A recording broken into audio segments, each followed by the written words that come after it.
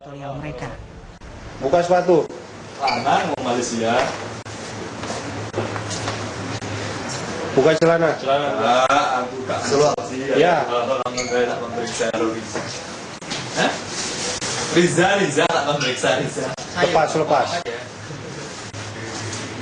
Aku yang tak memeriksa.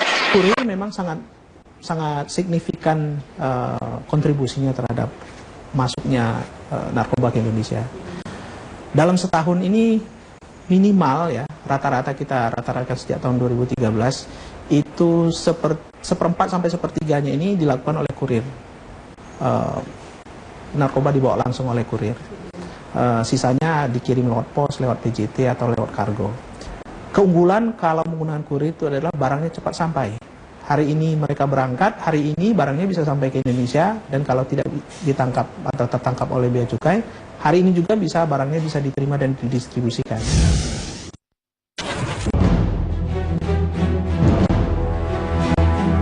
Dalam kurun waktu 5 tahun terakhir, Bea Cukai Bandara Soekarno-Hatta menangkap hingga 60 kurir per tahun.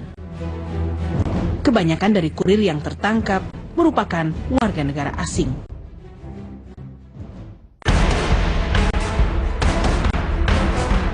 Salah satunya, kurir wanita berusia 33 tahun asal Kenya ini.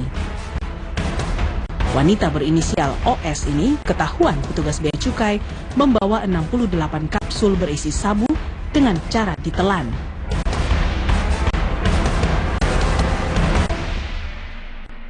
Ada dua yang terbesar, sudah tentu yang pertama adalah yang teman-teman sering dengar juga dan sudah tahu datanya, warga negara Cina daratan ataupun dari Cina Taipei. Ini yang banyak.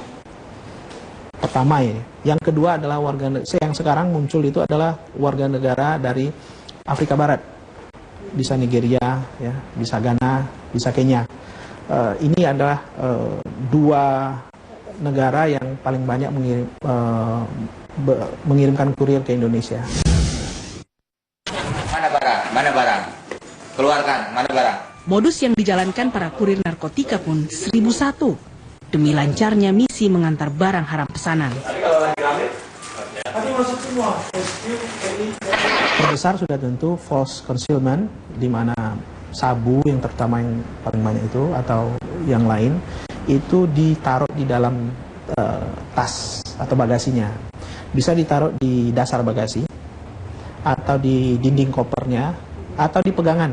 Karena kalau kita lihat sekarang, yang koper sekarang itu kan pegangannya ini itu ada ruangnya. Nah, itu biasa dimasukkan di situ. Ini yang modus yang biasa terpakai. Yang kedua adalah kurir yang ditaruh di badannya. Istilah kita body stripping, ditaruh di dalam plastik, kemudian dalam bungkusan, kemudian dilekatkan di badan pakai plester gitu ya, atau di kaki, atau dimasukkan ke dalam celana. Nah, ini yang modus yang kedua.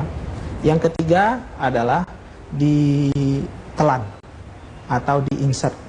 Kalau ditelan itu dia telan, insert itu dia masukkan melalui dubur. Yang keempat, ditaruh di sepatu atau alas kaki. Jadi 4 modus ini yang biasa mereka pakai.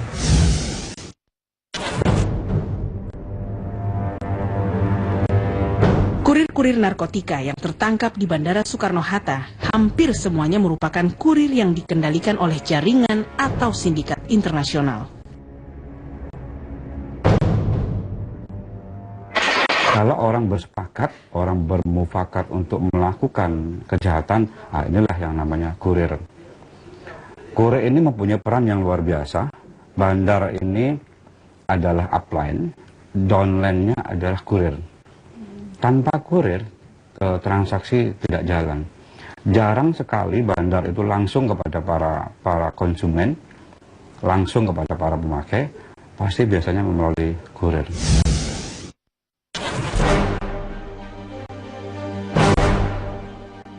Pangsa pasar yang tinggi membuat Indonesia menjadi salah satu tujuan sindikat narkotika internasional, mulai dari heroin, ekstasi, hingga sabu. Total perputaran uang di bisnis haram ini bisa mencapai 100 triliun rupiah per tahun.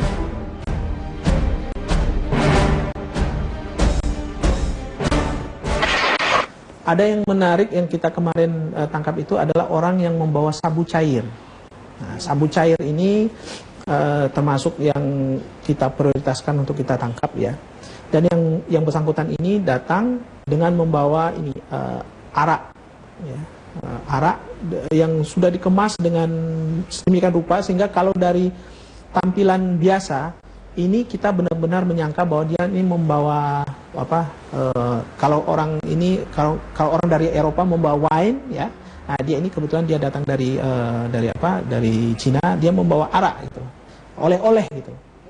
Dan ini tidak bisa kita deteksi dari awal, tapi akhirnya kemudian karena kita mencurigai, kemudian kita lakukan pemeriksaan mendalam.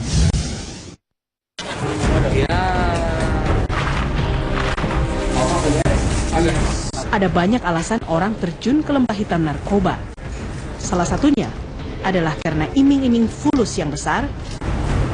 Padahal risiko nyawa selalu mengintai di setiap aksi para kurir, yakni hukuman mati bila tertangkap. Biar ada video.